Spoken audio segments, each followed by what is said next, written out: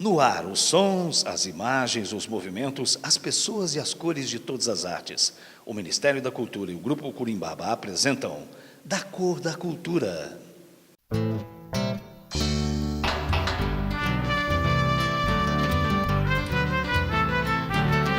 Os matizes da arte, quais são? Amarelo, ouro e sol, céu, anil, temperos mil, da cor da cultura. Vermelho do sangue pulsante, preta a cor dos olhos seus, e as matas verdes também são da cor da cultura. O branco emoldurando reflete toda a graça da mistura. Mosaico de vida tem a tez da cor da cultura. Da cor da cultura, da cor da cultura, da cor da cultura, da cor da cultura. Da Cor da Cultura de hoje vai falar um pouco de profissionais que não são muitas vezes conhecidos e nem reconhecidos. Eles estão por trás das câmeras, estão atrás dos palcos, mas o trabalho deles é essencial para que tudo isso aconteça. Nós estamos falando dos bastidores e vamos começar falando do Toninho, assim ele é conhecido, um profissional iluminado que através da iluminação e do áudio dá luz e vida aos eventos culturais. Luz, câmera e ação, o Da Cor da Cultura na sua tela.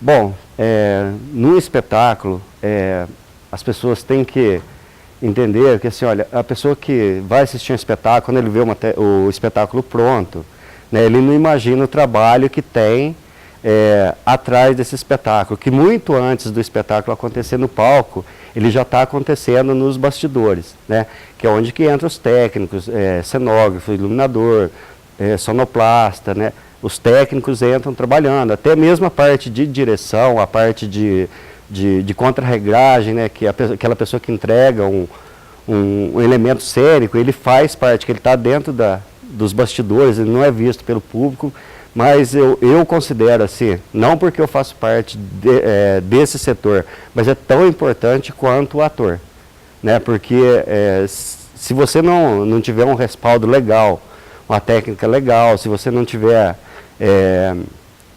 pessoas ali comprometidas com o espetáculo, fatalmente você vai sentir, né, essa carência dentro do próprio espetáculo, né? Então, quando o ator entra em cena, né, ele tem que ter certeza que quem está por trás dele também vai fazer a parte dele, que é onde que faz o complemento do espetáculo.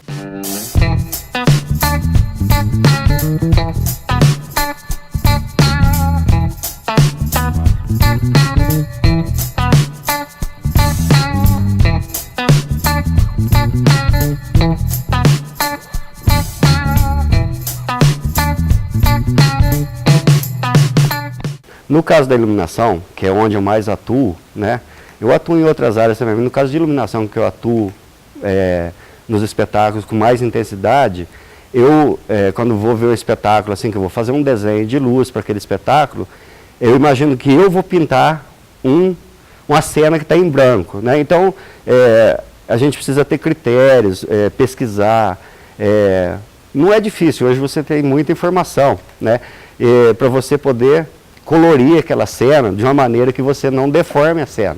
Porque quando você pega um desenho, você vai pintar, se você pintar de qualquer jeito, né, você acaba danificando e não fica legal. Então, esse cuidado a gente tem né, com relação ao trabalho de iluminação.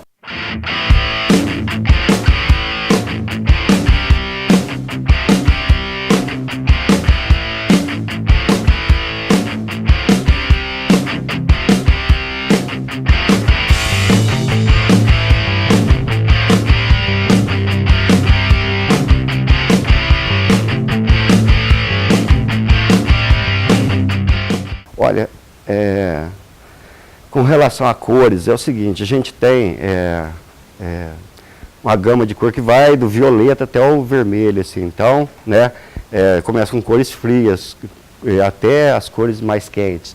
Então, o que acontece? Muitas vezes tem uma cena que as pessoas falam assim, ó, eu vou só citar, né? Usa vermelho. A luz, ela tem uma leitura própria, né? A pessoa que é leiga, que está lá vendo, de repente acha bonito a iluminação, né? Tudo colorido. Mas pra gente que está vendo, eu tenho iluminação que eu faço numa cena, assim, mas que eu estou fazendo a leitura da cena com a luz, que eu não acho bonita, mas é a luz complementando aquela cena. E com relação a usar, hoje em dia a gente tem LED, né, que tá na moda, o negócio de LED, só que para teatro o LED ainda não é eficiente. A gente não consegue tirar cores precisas para LED. Então, a gelatina, os canhões, né, quente mesmo, aqueles que esquentam para caramba, que são os tradicionais, então a gente sabe qual que é o resultado da luz que ele dá, né, qual filtro que eu uso. E tem um problema que a gente enfrenta muito, porque assim, olha, você vai fazer um espetáculo, a pessoa vai fotografar e filmar o espetáculo. Você fazer um espetáculo de luz para o olho humano, tá vendo ao vivo ali, é uma coisa. Para uma câmera que tem uma leitura diferente do olho da gente, é outra.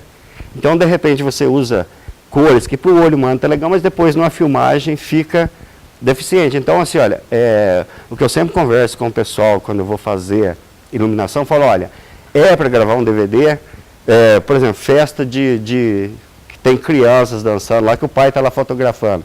Amanhã o pai não quer nem saber se a luz estava bonita, senão quer ver o filho dele naquele momento ali, né? Então a gente às vezes trabalha com situações, né, que impede a gente de usar o que realmente precisa ser usado.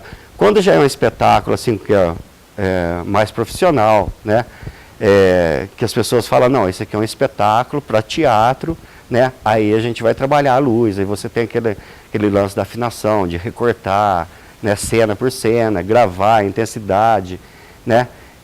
Só que aí a gente não se preocupa com parte de filmagem, com parte da fotografia do espetáculo, né?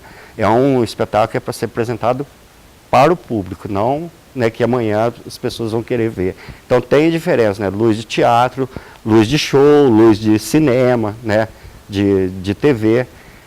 Então eu acho que é isso aí, né? E assim, ó, cada espetáculo é uma pesquisa, Marina. Não tem como a gente fugir disso, entendeu? Então a gente vai fazer uma leitura da cena, a gente vai colorir aquela cena, ou a gente tem uma coloração artística daquilo, ou então a gente clareia a cena, né, para mostrar o... né?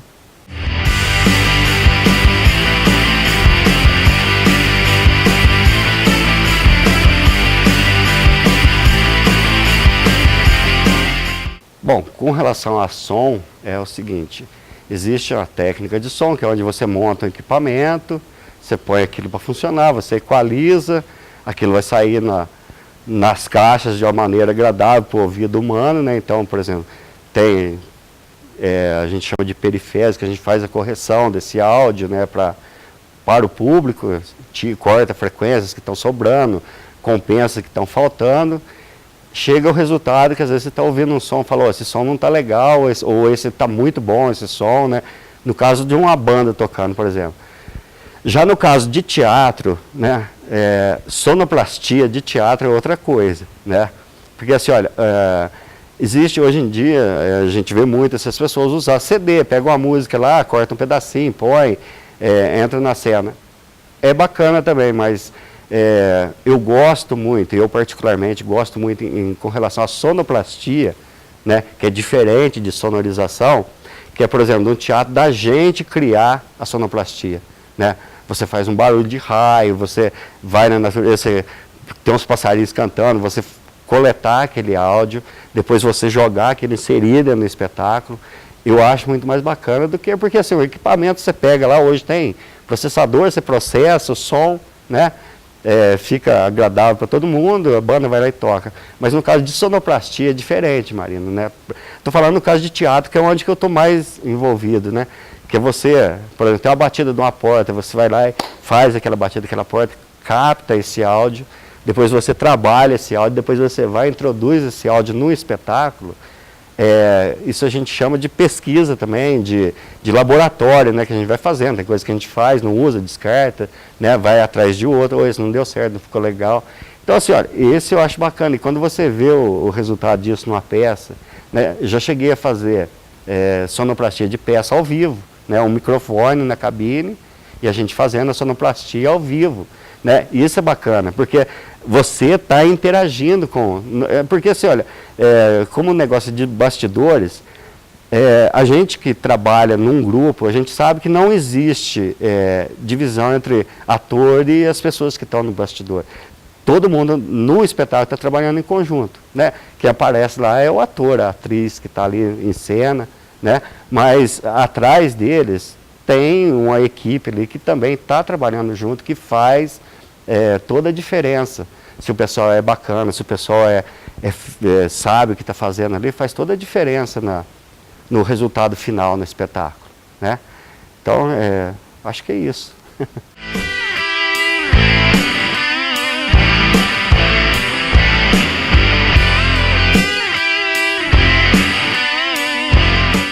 Estamos apresentando Da Cor da Cultura. Da cor da cultura, da cor da cultura, da cor da cultura, da cor da cultura.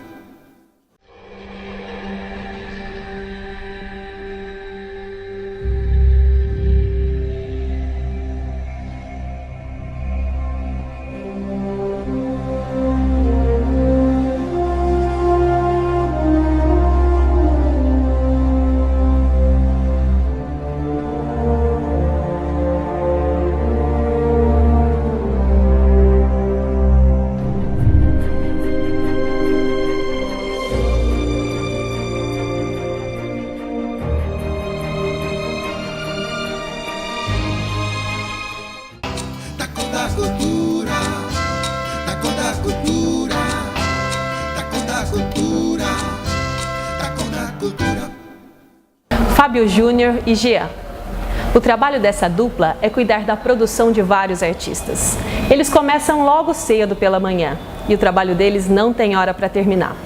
Eles preparam tudo para que o artista cuide apenas do seu show, da sua presença no palco. Muito antes do encontro da plateia com o artista, é a produção que entra em cena. A nossa profissão de produtor cultural é uma produção totalmente de risco. Quando nós fazemos uma parceria com um artista, 90% deles já tem uma garantia. Ou seja, eles vêm na parceria de bilheteria com a gente, lógico, como com outros colegas também, mas 90% ele tem uma garantia mínima. Vamos supor, ele sai da casa dele, ele tem uma garantia, sei lá, de 5, de 4, de 8, de 10, às vezes até de 15, e assim sucessivamente, quando se fala de valores. Já o produtor cultural não tem isso. A garantia dele é a marca, o nome, os parceiros que entram com ele e na maioria das vezes com a bilheteria e torcendo para dar certo. Porque se der errado, o prejuízo é todo do produtor. Quem olha assim fala, puxa, deve ser tão fácil ser um produtor, é tão fácil, é tão legal convive com os artistas, mas não é bem assim, né? Hoje a cultura, antigamente era um pouco pior, vem melhorando bastante e espero que melhore bastante, mais ainda no nosso país, o apoio à cultura, que hoje ainda é um pouco rasa o apoio à cultura no Brasil. Então hoje a maioria dos eventos a gente próprio custeia com o teatro, com a alimentação do artista, às vezes alguns vêm com o mínimo, outros são parceiros. Então, nem sempre, às vezes a gente perde de um lado, ganha do outro. E um produtor que tem uma certa responsabilidade, os artistas, a confiança dele vai ficando maior, né? Então, tem artistas com alguns produtores, que é o meu caso, inclusive, que trabalham comigo sem garantia nenhuma. Se der certo, aí é um risco para todo mundo. Como é a nossa profissão? A nossa profissão é uma profissão de risco.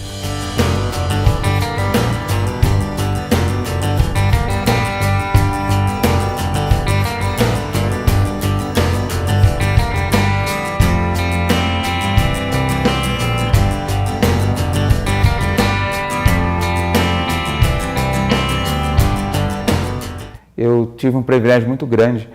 Comecei mesmo com exclusividade na época com o Giovanni, né? E começamos, que é o Bêbado, Saideira, o Caixeira do Riso. E a gente rodamos 7 anos ininterruptos pelo Brasil afora fazendo show. e tive uma grata satisfação de amizade. Nós somos amigos desde colégio, né? Então a gente tem essa amizade. Comigo, como o Fábio já sempre teve esse contato artístico, sempre foi produtor. Antes ele trabalhava na rádio, fazia esse serviço de diretor de rádio, então ele já estava mais envolvido no processo. Então, como eu já também vim musicalmente, eu sempre tive alguma banda aqui, ou cantando ali, cantando na igreja aqui, então sempre tive também esse lado artístico. Então, quando o Fábio chamou, falou, gente, vamos construir uma produtora e vamos seguir firme e tentar, né, a vida como produtor, para você me ajudar.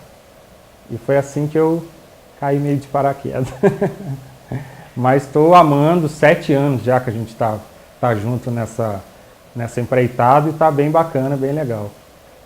Aí, logo que passou o Giovanni, eu recebi, eu acho que o maior presente da minha carreira, que é poder tocar a carreira da Nani People. Então, eu acredito que qualquer pessoa que tenha envolvimento com essa artista sabe do carinho e o zelo que ela tem com o profissional chamado produtor, o braço direito, aquele cara que rala mesmo, né? Porque é o cara que sorri mais, mas é o cara que chora mais, que é o que bate de frente com todas as dificuldades. A Nani mudou a minha história, a Nani fez o meu nome ser conhecido em todo o Brasil, ser respeitado em todas as emissoras de televisão. Eu entro em todas as emissoras, sem nenhuma exceção, pela porta da frente, e sou muito respeitado. Eles falam, chegou aí o Fábio Júnior da Nani People.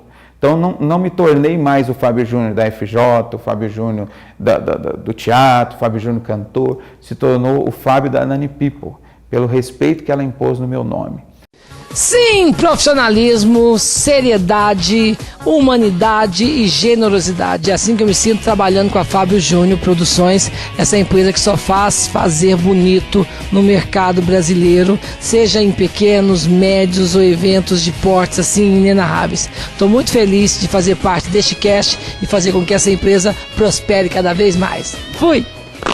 Como eu falei para você, dos infantis, sensacional. Acho que também foi uma coisa que mudou já o patamar do escritório da FJ Produções, que o meu irmão e meu sócio Jean, que toma conta comigo, que é o departamento infantil quando criamos. Inclusive, eu criei esse departamento por conta da minha filha, né? Tenho uma filha, a Isabela, que hoje está com 6 anos de idade.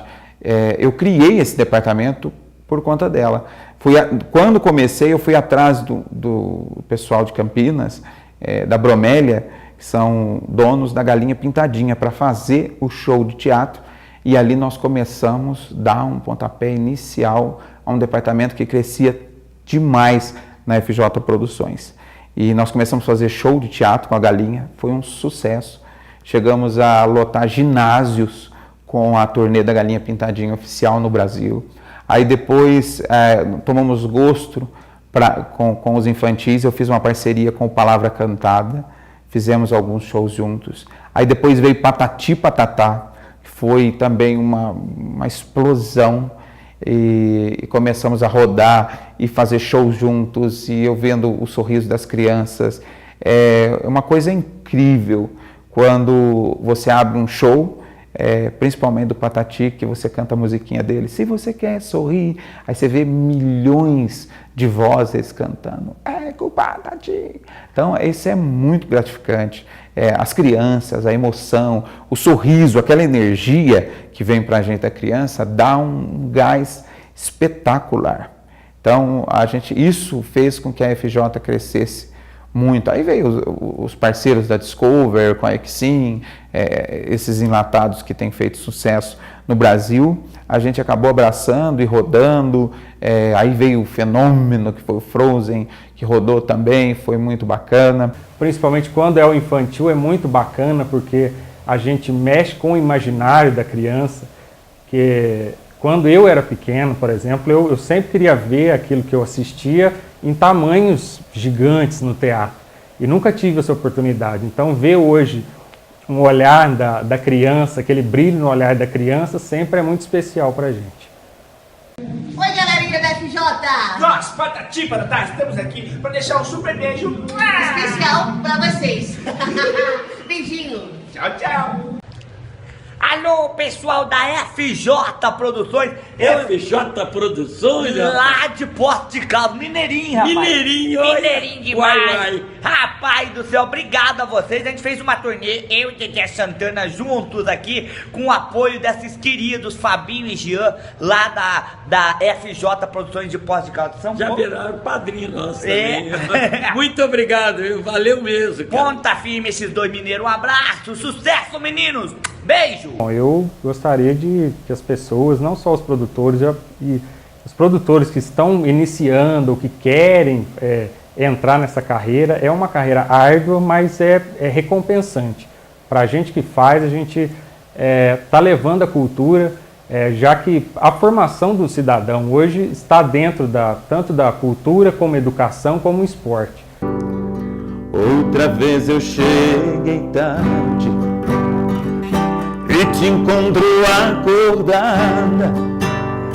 Você me olha com desejo, mas não me pergunta nada.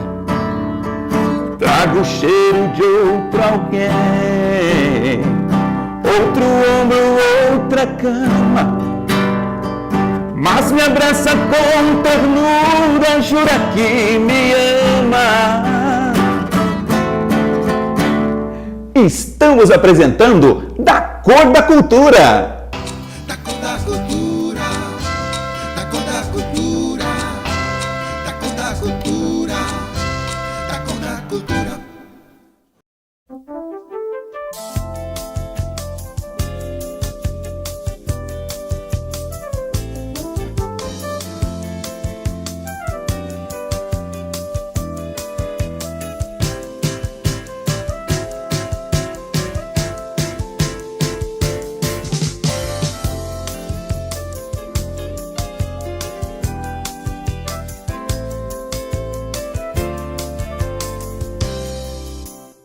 Da cor da cultura, da cor da cultura, da cor da cultura, da cor da cultura. Produtor, cenógrafo, bonequeiro, você vai conhecer um pouco do trabalho de Deco de Souza, um profissional com vários talentos, que empresta todos eles para que a arte aconteça. Deco e boneco fazem rima para que os eventos culturais se tornem reais. Conheça um pouco do seu trabalho. Cenografia é reproduzir um cenário, ou uma época, ou um estilo que a peça pretende, né?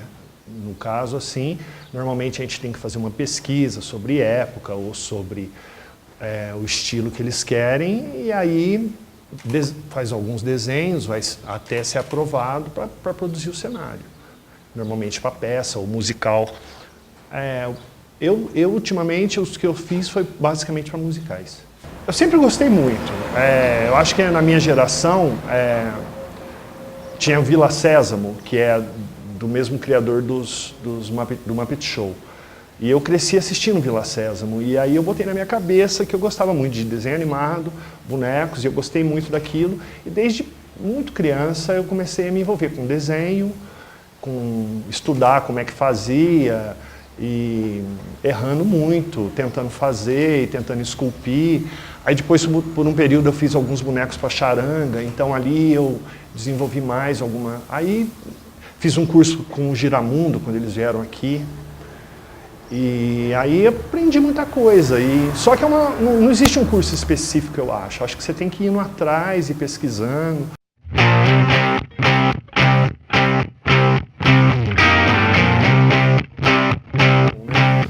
Difícil foi a instalação de Passárgada que a gente fez para o Sesc de Campinas, e que tinha que ter movimentos nos bonecos. Então foi bem complicado fazer pesquisas de rotação de engrenagens e tudo mais, então foi bem difícil. Esse foi difícil. Normalmente a gente reproduz peças, né? Então, como eu disse, microfones ou mesas ou paredes, né? Então é uma coisa mais simples. Agora, nesse caso da instalação, foi bem difícil, foi bem complicado. Acabou dando tudo certo, como sempre.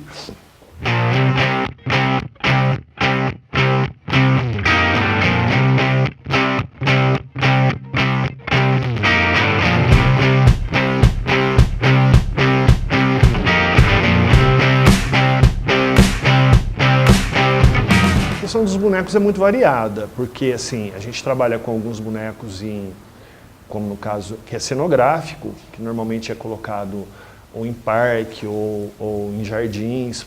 No caso desse que a gente está fazendo do Monreale, vão ficar num parque. Então, esses são feitos de isopor, fibra de vidro, e os personagens, eu mesmo que criei eles na época, quando foi feita a tematização. E agora, alguns anos depois, eu estou trabalhando, fazendo os bonecos em fibra. Nesse caso, como é cenográfico. Agora, tem bonecos que a gente faz que já é um boneco mais complexo, como eu estou fazendo agora uma robozinha, que é para um lançamento de um livro infantil. Então, ela já veio de uma ilustração, eu reproduzi dentro da possibilidade de boneco e estou trabalhando nela agora. Essa vai ter articulações e tudo mais. No caso dos bonecos de fibra, normalmente eles são estáticos, né? Uma estátua.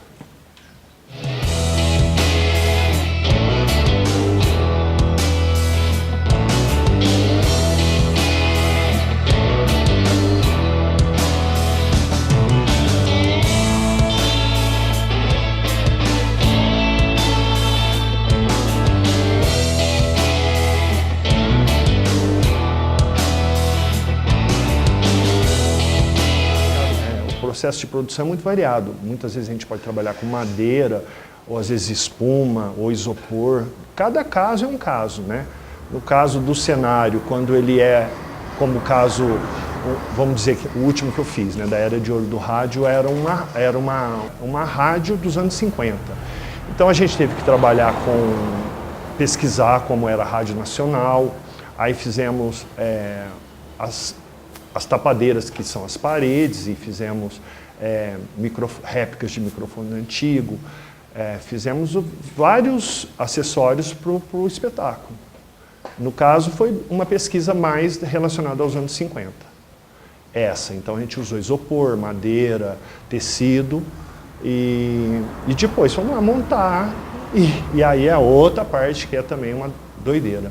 Prazo sempre corrido, porque todo mundo trabalhando junto, som, luz, cenário, tudo ao mesmo tempo, então fica um processo tenso. Mas no final das contas, acaba dando certo.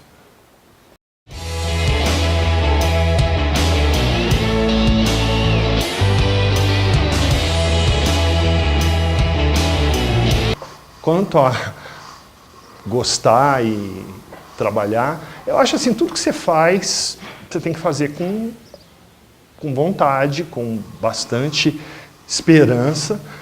Logicamente que trabalhar de cenógrafo, bonequeiro, desenhista no interior é muito complicado.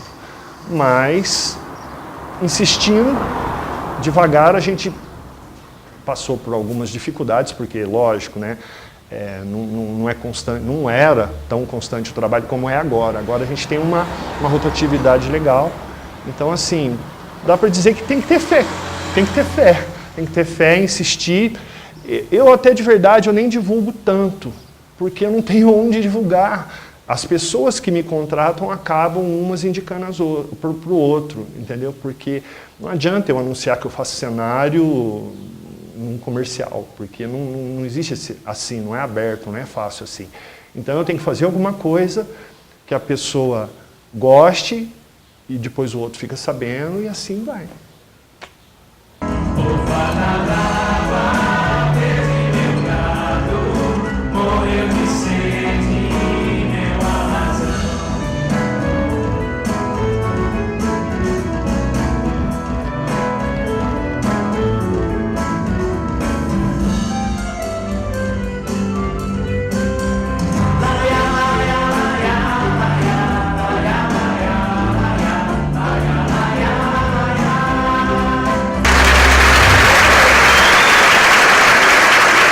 você quiser ver um pouco mais dos bastidores e também dos artistas aqui do nosso lugar, entre em contato com a gente lá pelo nosso canal do YouTube.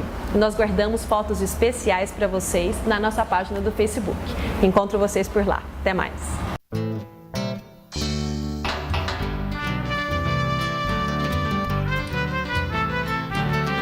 Os matizes da arte, quais são? Amarelo, ouro e sol, céu, anil, temperos mil, da cor da cultura. Vermelho do sangue pulsante, preta a cor dos olhos seus, e as matas verdes também são da cor da cultura. O branco emoldurando reflete toda a graça da mistura. Mosaico de vida tem a tez da cor da cultura.